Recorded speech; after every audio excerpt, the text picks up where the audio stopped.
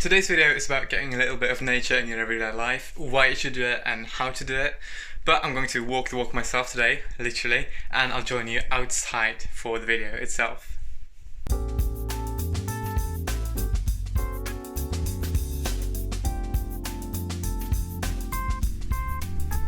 As you can see, I brought my dog here as well. It's always nice to have a companion when you're out for a walk, but it's also nice to do it on your own, of course. So why should you go on a walk? Why should you be out in nature? Well, of course, it feels a bit intuitive that it's healthy, but is it really? Well, yes, it is.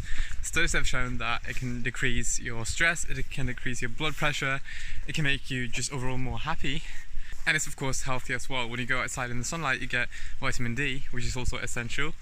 It's not very sunny at the moment, but like going outside still has many health benefits, so even if it's not sunny, you should try to make it a point to go outside. Also when it's rainy, I've noticed that sometimes when it's raining outside you don't really want to go out, but once you're out it really feels refreshing to walk in the rain for a bit as well.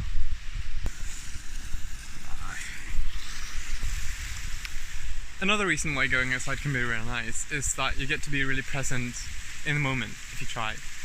So if you make it a point to like listen to the birds and really watch what you see in the nature here, which can sometimes not really seem beautiful, but if you look closely enough it really is. To look at like the small details on the path and on the trees that you walk past, it can be really beautiful. That's something I learned from the book Flow, which is something that I review in a different video, but it's a really great thing to like be aware of the nature you see around you, and that also makes you more happy, I feel. So then the question becomes, how do you make yourself go outside more often and be outside and get a bit of nature in your daily life? Well, one of the factors is just to be aware of it and ask yourself, have I been outside today? And if the answer is no, then go outside. Just drop everything you're doing in your next break and go outside. It can also be great to do as a break filler when you're studying or working, and especially when you're doing it from home and it's not as tightly scheduled as before. If you have a break, then in your next break, go outside. That's a really nice way to have a break, because you really feel recharged. Once you go outside you have that extra fresh air as well that makes you have a proper break and not just a break where you sit on your phone for 15 minutes. So that's really nice. Once you've taken a break and gone outside for a bit, you can feel ready to work again with a new glow and a new fresh start. You can also use walks and short trips into nature as a way to reward yourself after you've done something. So say you're studying or you're working, and in your next break you know you'll be able to do something nice and fun and refreshing like this, like walking outside in nature. So that will help you work and study all that you need until your next break, and then you go outside. Obviously that's easier if it's sunny, because you want to go outside when it's sunny, but when it's raining it doesn't really feel like a reward to be able to go outside.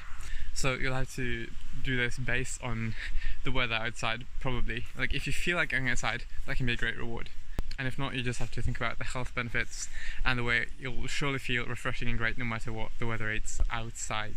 Another way is to just think of it as an opportunity for exploration, because if you're into exploration and travelling, like I am, it can be an extra part of fun added to the health benefits and the break that you get, and the ability to clear your own head, which is also great when you're full of thoughts. Sometimes just walking outside can help really clear your head.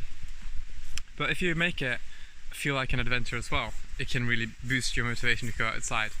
So right now I'm walking in the path, which is one that I don't really walk on that often, but it's very close from my home, so why not go there? So now I'm not saying that there are thousands of opportunities to walk and take small hikes around where you live. There's obviously a finite amount of places you can go just outside of your own home, but there's probably more than one, right? So I'm sure that if you regularly walk outside sometimes, there are places that you walk more often than others. So try to make it a point to go to a different place next time and see if there's something new to explore, like this path for me. So I'm pretty lucky to live really close to the forest and to nice places to go for hikes and all that, and not everyone is as lucky as me in that respect. And yeah, I forgot to mention, this isn't really where I live normally. This is my parents', so that's why I have a dog as well. I don't really have a dog on my own, but I'm back on Easter holidays now, so that's why you got the dog and that's why you got the woods and this path here.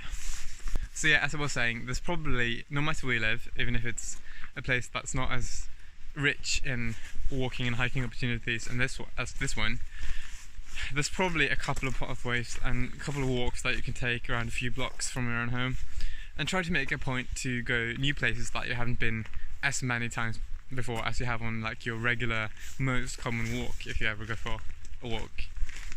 So if you go to different places, you'll see new things, and even if you're just like extra aware of your surroundings, you can see new things and every time you go outside.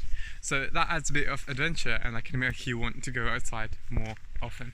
Now, longer walks and hikes and day trips are really amazing as well, and they can be opportunities for even more adventure, but that's not really the main point of this video. This video is about getting more nature in your everyday life, and many times you can't really take like the whole day off of work and try to do this, but what you can do is take a few minutes in your break, 15-20 minutes, to go outside. Maybe you can take a couple of hours if that's what it takes to get from the city where you live to a patch of nature somewhere nearby. And with these few minutes or hours, you can achieve quite a lot, even if it feels like you don't really have much time in your everyday life to go on like big expeditions and huge day trips and hiking trails and all that. So while that is also great, you can make time for smaller adventures and smaller hikes like this one. So I hope that helped you get a bit of perspective on how to be a bit more outside, a bit more in nature, and I hope you make it a point to do that a bit more often in your everyday life from time to time. So let me know in the comments what you do when you want to get a bit of nature in your everyday life, and I'll see you in the next video.